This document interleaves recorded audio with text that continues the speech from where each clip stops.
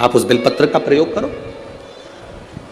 शंभु शरणे पड़ी मांगू घड़ी रे घड़ी, दुख काटो दया करी ने दर्शन।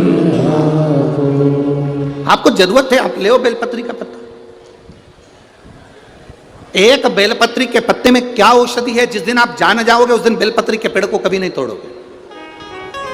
हां, बेलपत्री का वृक्ष सूख गया, हरा नहीं रहा, पत्ते नहीं है, हरापन नहीं है, पूरा सूख गया। बेलपत्री के वृक्ष को बजा कर देखो, पूर्ण तरह से अगर सूख गया है, तब उसकी जो जड़ निकाली तुमने, उस जड़ को निकालकर इधर उधर फेंकना नहीं, उसका चंदन बनाकर एक मुठिया बनाकर तैयार रखो। और जब तुम्हारे जीवन में तुम्हें लगे कि हरे वृक्ष को नहीं काटना, हरे वृक्ष को बेकार नहीं करना, जो बेलपत्री का वृक्ष सूख गया हो, जो पत्ती नहीं आ रही, फल नहीं आ रहा है, पूरा सूख गया, उसको तुमने बजाकर देख लिया कि बेलपत्री का वृक्ष पूर्ण तरह से सूख चुका है, ये किसी काम का नहीं रहे, थोड़े समय के बाद लोग इसे काट लेंगे, उसमें पत्ती नहीं आती, फल नहीं आता, पूरा सूख गया है, उसमें ना पत्ती है ना फल है, अड़भंगा है, बिल्कुल खाली। उस बेलपत्री के वृक्ष की जड़ को, उस तने को, उसको निकाल लो और उसकी एक अच्छी मुठिया बनाकर तैयार रखो। उस मुठिया को तुम्हारा मन पड़े, जिस दिन तुम्हारे पास में चंदन घिसने का सिलबट्टा हो, उस पर घिस कर उस चंदन को एकत्रित कर कर एक प्रदोष, एक शिवरात्रि हर महीने आती है, प्रदोष हर महीने आती है, सोमवार की अष्टमी 2-2, 3-3 महीने में जरूर आती है। अगर आपने प्रदोष के दिन शंकर भगवान को बेलपत्री का चंदन लगाया है, शिवरात्रि के दिन आपने बेलपत्री का चंदन लगाया है, और यदि सोमवार की अष्टमी के दिन बेलपत्री का चंदन लगाया है, इन तीनों डब्बी को आप अलग अलग कर लीजिए। एक डब्बी रख लो आपके पास में कि मैंने सोमवार की अष्टमी के दिन बाबा को चंदन का लेपन करा है और बेलपत्री का चंदन लगाया। उस चंदन को निकालकर शिवलिंग में से निकालकर एक डब्बी में भरकर रख लीजिए, या तो कोई प्लेट में उसको सुखा लो, प्लेट में सुखा लो उसको, और प्लेट में सुखा लो उसको, और या तो गोली बनाकर उसकी गोली बनाकर रख लो। दूसरा, प्रदोष के दिन बाबा को जो तुमने बेलपत्री का चंदन लगाया, परंतु याद रखना हरे वृक्ष की डंडी को नहीं सुखाना है, सूखा हुआ वृक्ष। और यदि आपने प्रदोष के दिन का चंदन बनाया है तो उसको बाबा पर लगाकर उसके लेपन को आप निकालकर उसकी गोली बनाकर ले लीजिए। तीसरा, शिवरात्रि के दिन आपने बाबा को अगर बेलपत्री का चंदन लगाया है तो उसको शिवलिंग पे से उतारकर उसको प्लेट में सुखाकर उसकी गोली बनाकर रख लीजिए। अब प्रयोग करिएगा, कभी मौका मिल जाए तो प्रयोग कर कर देखिएगा। शरीर में कहीं पर भी गांठ पड़ गई हो और डॉक्टर कह रहा है कि इसका ऑपरेशन जरूरी है, तो प्रदोष के दिन जो आपने बाबा के ऊपर बेलपत्री की जड़ का जो चंदन का लेपन करा है और उसकी जो गोली बनाई है, उसको 15 दिन तक रोज एक गोली पानी से निगलना प्रारंभ करो। कुंदकेश्वर महादेव का नाम लेकर उस गोली को खाना प्रारंभ करिए। आपको 15 दिन के बाद डॉक्टर से जांच कराने के लिए जाइए, गठान धीरे धीरे गलना प्रारंभ हो गई हो, गांठ धीरे धीरे गल रही हो, उसका फल मिलता है। प्रदोष वाली बेलपत्र का, चंदन का जो गोली तुमने बनाई उसका फल तुम्हें मिलेगा। अब सोमवार की अष्टमी के दिन का जो चंदन है, बाबा को जो तुमने बेलपत्री का चंदन का जो लेपन करा है, देखिए डॉक्टर हनुमान जी के यहाँ पर ये कथा चल रही है। करने वाला डॉक्टर हनुमान जी हैं, कराने वाले डॉक्टर हनुमान जी हैं, और सुनने वाले डॉक्टर हनुमान जी हैं, और बोलने वाले भी डॉक्टर हनुमान जी हैं।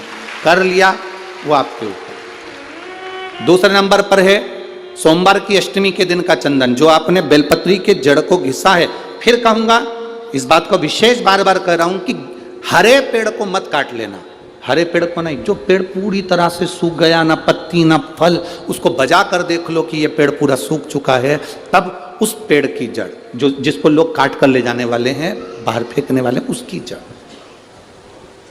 दूसरे नंबर पर है सोमवार की अष्टमी के दिन आपने जो बाबा को लेपन करा है, बेलपत्री की जड़ का चंदन बनाकर लेपन करा है, उसकी जो गोली है। अगर बच्चा 8 साल का हो गया, 9 साल का हो गया, 10 साल का हो गया और वो गंदगी कर रहा है, बिस्तर पर गंदगी कर रहा है, सुसु कर रहा है, या अचानक उसको भय हो जाता है या किसी ना किसी तरह से उसको रोग ग्रसित हो जाता है, उस बच्चे को भी आप छोटी सी गोली हफ्ते में केवल एक बार, जो सोमवार की अष्टमी के दिन जो आपने चंदन का लेपन करा है, हफ्ते में एक बार उस गोली को बच्चे को पीस कर पानी के साथ देना प्रारंभ करो। आपको धीरे धीरे उस बच्चे में आनंद की अनुभूति हो जाएगी, गंदगी नहीं कर सकता। अब तीसरे नंबर पर है शिवरात्रि के दिन जो हमने बाबा को बेलपत्री के चंदन का लेपन करा है। शिवरात्रि के दिन,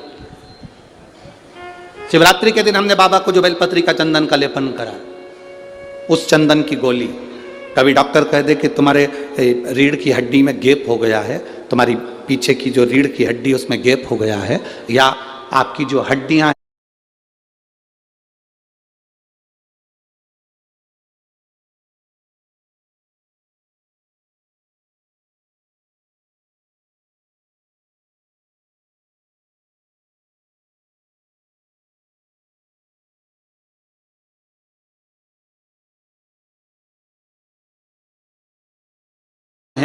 वो कमजोर हो गई हैं, या घुटने की हड्डी कमजोर हो गई है, कुर्सी पर बैठना पड़ रहा है, तो उस समय पर हफ्ते में 2 बार जो तुमने शिवरात्रि के दिन बाबा को चंदन का लेपन करा और उसकी जो गोली बनाई, वो हफ्ते में 2 बार आप उस बेलपत्री के चंदन की गोली को लेना प्रारंभ करो। रीढ़ की हड्डी में जो गैप होगा वो भराना प्रारंभ हो जाएगा।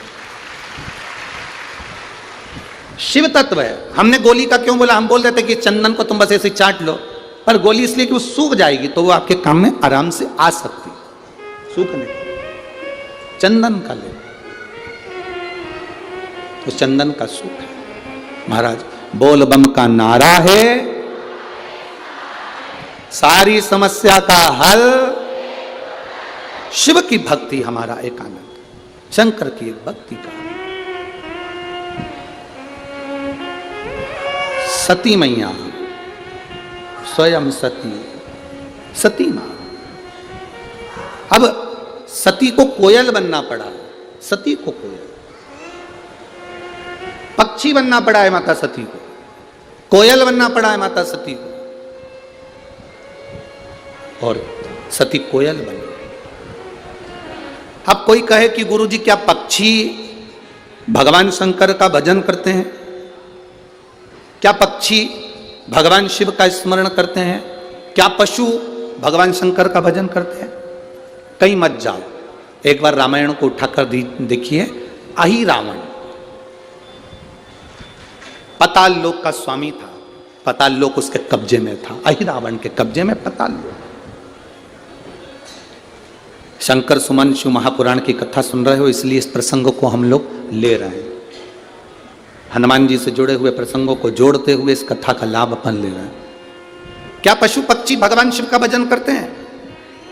क्या पशु पक्षी भगवान शंकर को जल चढ़ाते हैं? क्या पशु पक्षी भगवान शंकर का गुणगान करते हैं?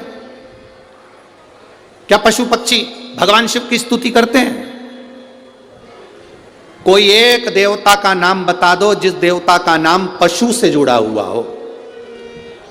केवल एक ही देव है, वो देव अधिदेव महादेव है, जिसको पशुपति नाथ कहा जाता है, जो पशुओं का भी देवता है, जिसको पशुपति नाथ कहते हैं, जो पशुओं का भी देवता, पशुओं का।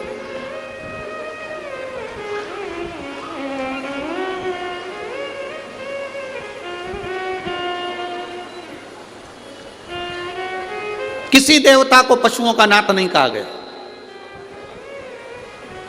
केवल एक देव, वो देव है देव अधिदेव महादेव, जिसको पशुओं का देवता कहा गया।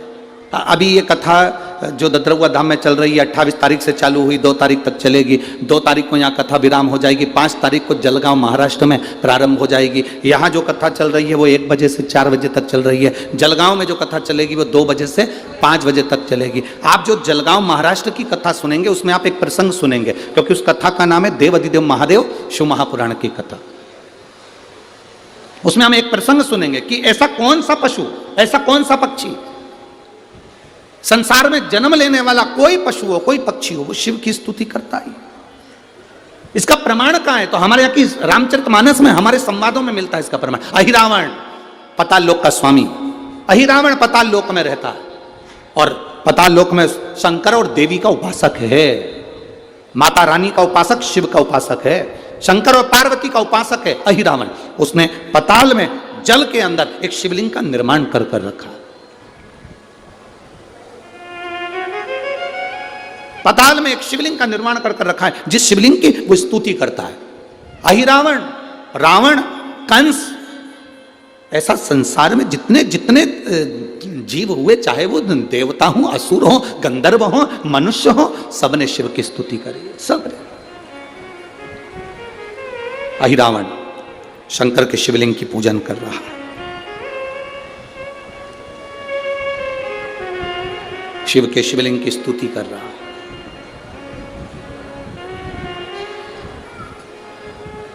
अब शंकर भगवान को वो जल चढ़ाता, दूध चढ़ाता,